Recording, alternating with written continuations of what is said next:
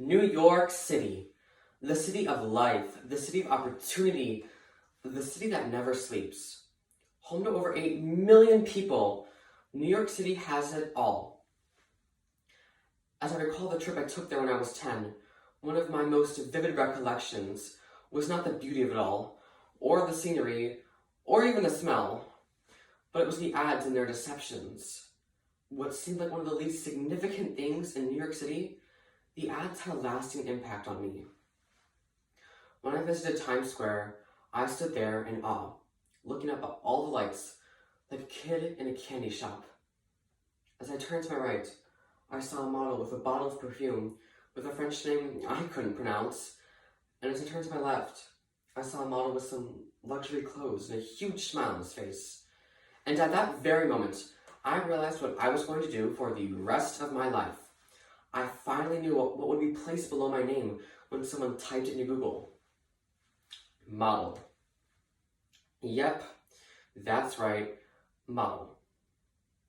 At 10 years old, I had found my purpose, to walk down that runway strutting my stuff like Kendall Jenner. And so, like the average 10-year-old, I realized that in order to become this world-renowned model, I would need some photo shoot practice. So, while practicing my model walk, I walked back to the hotel, went back into the bathroom, and looked directly into the mirror. In the very second that I looked into the mirror, I realized I was never going to be a model.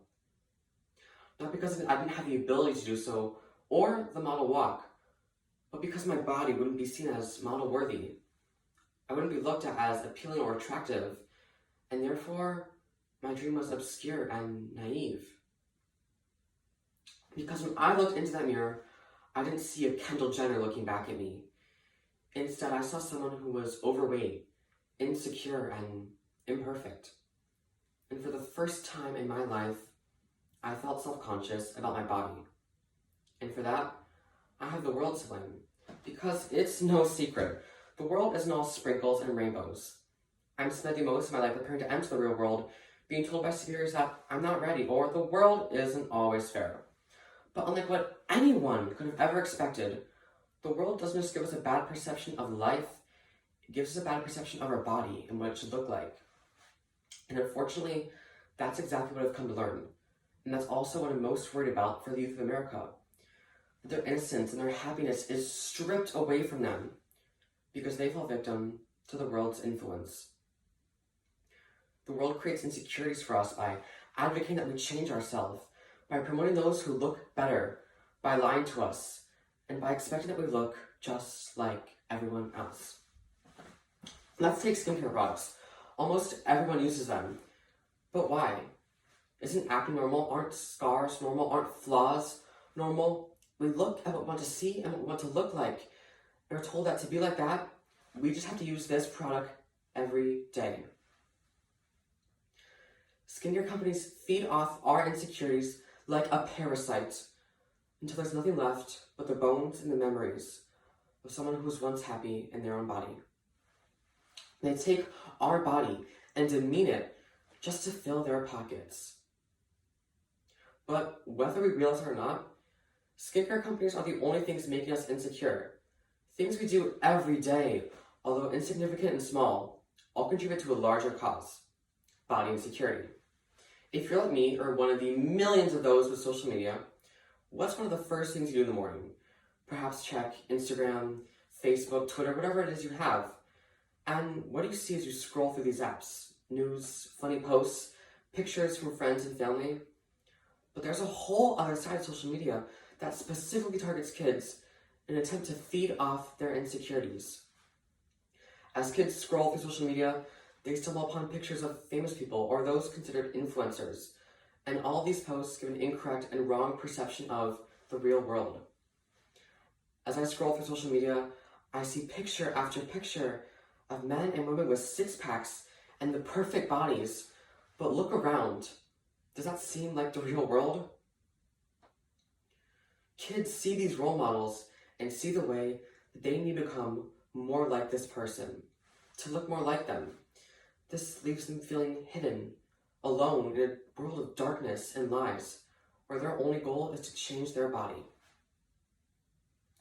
But whether we try to seclude ourselves from the real world or not, we're bound to feel insecure at some point just by going out in public, scrolling through social media, or by turning on our TVs. Let me ask you, how many famous overweight actresses have you heard of? Actors? Musicians? Directors? Heck, we can name hundreds of people in Hollywood, but how many of them don't match the idea of the perfect body? A couple?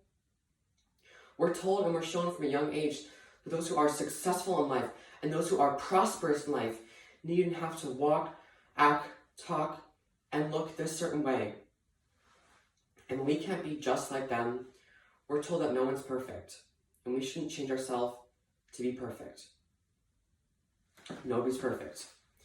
Although that phrase is one of the most correct things you will ever hear in the world, it happens to be one of the most contradictory things to ever sweep this earth. Nobody's perfect. Nobody's perfect, I'm told by teachers, adults, and friends when I make a mistake. And although that phrase is so true, it doesn't stop us from changing ourselves. Nobody's perfect. Nobody's perfect, I would tell myself as I stood over a scale, looking down at the number displayed across the screen. Nobody's perfect, I would tell myself as I put on shoes to go for a run. Nobody's perfect, I would tell myself as I stared down at my food, contemplating whether or not to eat it, even though I so desperately wanted to. Nobody's perfect, I would tell myself as I sat alone in my room crying because I hated my body. Nobody's perfect. Even though that phrase speaks truth beyond meaning, it has absolutely no purpose. The phrase implies and insinuates that because no one's perfect, we shouldn't change ourselves. But society still pressures us to change our body. So discreetly and so sneakily, society leads us to insecurities without us even realizing it or thinking much of it. But why do we conform? The most imperative question that we need to ask ourselves is, why do we want and feel the need to adapt? And the answer to that question is that we change ourselves to fit expectations. Expectations. Society expects us to look away, just like society expects us to not walk a cat in a leash or wear a tutu for no reason. Society expects us to. Society expects us to look a certain way even though we don't want to, and that leaves us feeling insecure. Because we don't want to feel and look that certain way. We have this pathological and subconscious need to be what people expect us to be and to fit their expectations, which only adds gasoline to the fire burning within. But how do we extinguish this metaphorical fire burning within us, tearing down our walls with no end in sight? How do we overcome such challenges? And the answer to such a vast and vague question is as simple as appreciating what we have and what we are. Like Teddy Roosevelt said, comparison is the thief of joy. And he could not be more correct, because the very second that I take my body and compare it to each and every part of that of another is the second that I start to feel insecure and, frankly, bad. I start to point out the fact that I don't look like what I think beauty looks like, when in fact there is no right or wrong when it comes to beauty. Just because I might have thicker thighs or a larger stomach, that doesn't mean I'm not beautiful or valid. And that's simply all I have to tell myself when facing challenges like insecurities. And instead of the old cliche, nobody's perfect motto, I've established one for myself. I'm amazing the way I am, and that will never change. What's unique about me is what makes me so amazing. And after time and time again of telling myself this, I start to really understand and appreciate its words. I start to feel its truth on a deeper level. And eventually, one day, I don't feel insecure. And that's why when I go into the bathroom and look into the mirror, just like I did when I was 10, I don't see what I used to see. I don't see someone who was overweight and insecure. Instead, now, I see someone who is fearless, unique, and most importantly, imperfect.